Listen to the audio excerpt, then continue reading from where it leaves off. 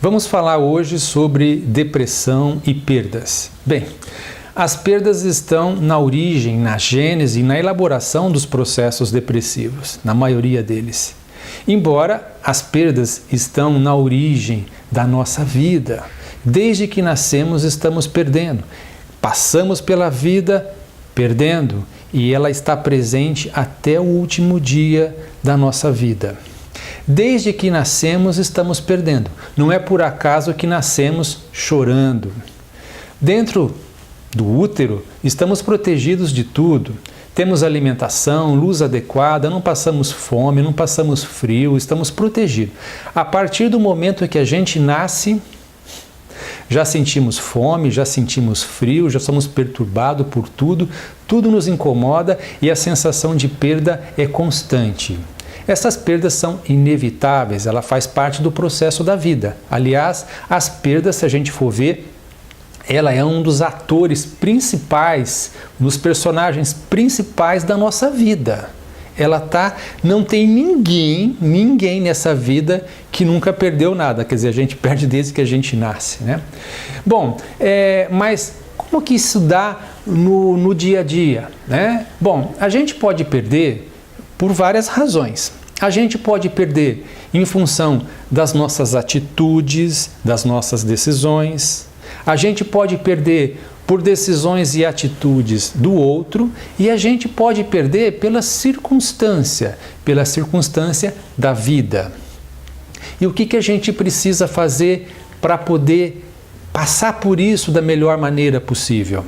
É aquilo que eu venho dizendo para vocês. A gente precisa entender, a gente precisa compreender e elaborar. Muitas vezes numa situação de perdas, onde o responsável somos nós mesmos, a gente precisa aprender com aquela situação.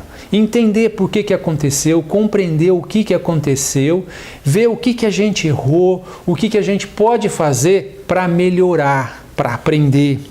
Porque se a gente não aprender com essa experiência das nossas próprias perdas, a gente continua num ciclo de perdas mais ou menos iguais.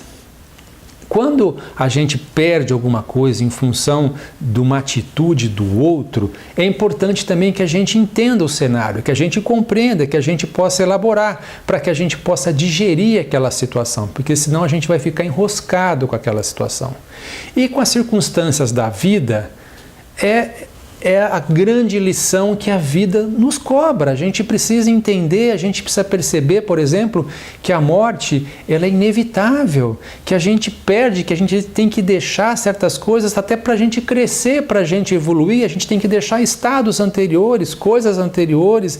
É uma lição que a vida nos cobra e que nos aproxima cada vez mais da sabedoria.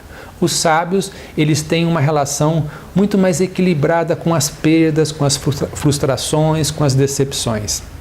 Aqueles que não conseguem elaborar uma perda, ela vai ficar enroscada, ela vai ficar paralisada, ela vai ficar presa naquela frustração, naquela decepção, naquela questão traumática, ela vai ficar absorvida.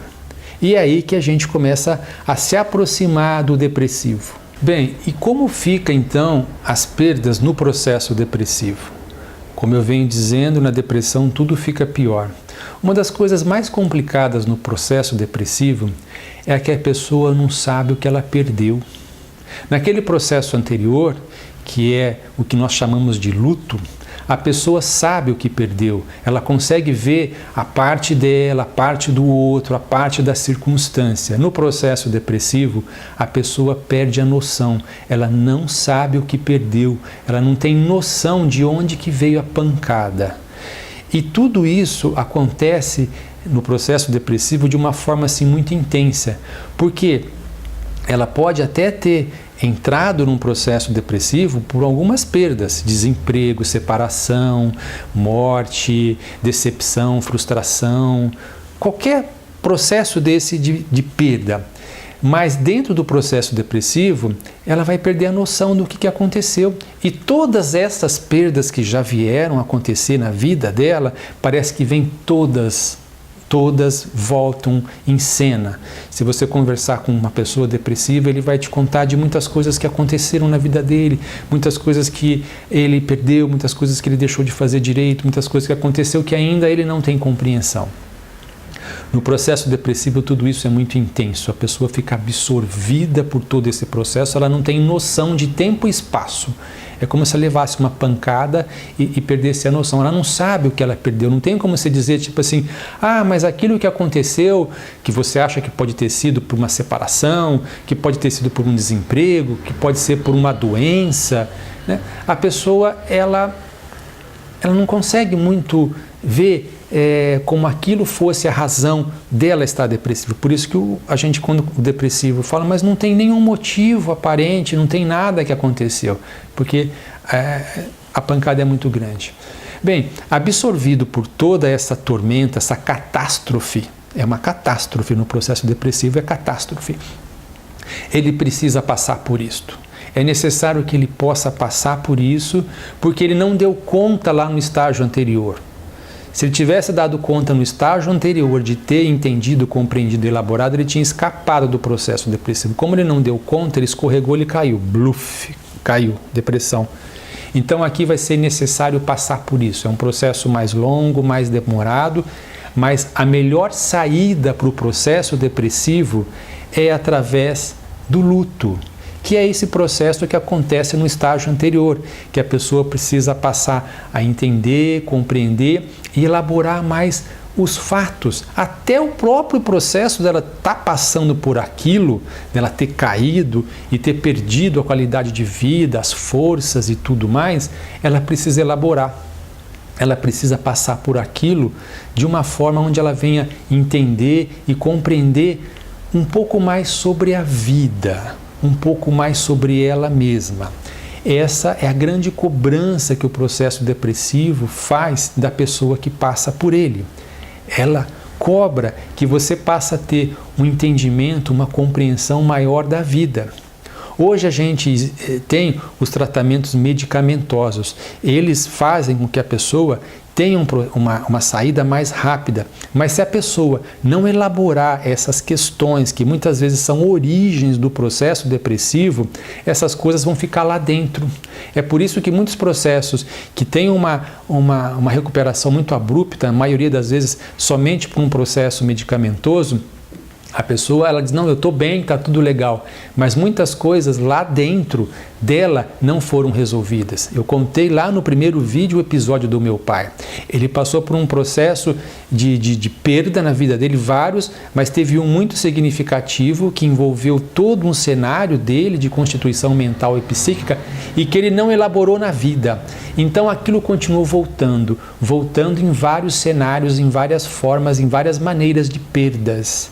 Então é importante que a gente faça um mergulho e que a gente possa aprender aquilo que está dentro de nós e que está nos prendendo.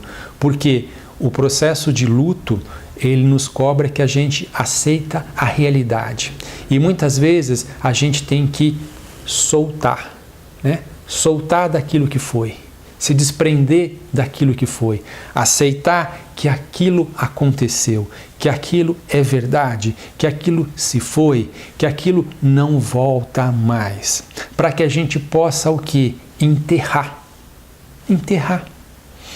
o falecido, enterrar o que aconteceu, enterrar a perda, enterrar aquilo que se foi, o desemprego, a situação, tudo a gente tem que enterrar, para que a gente possa abrir espaço para o novo, né? O novo é o quê?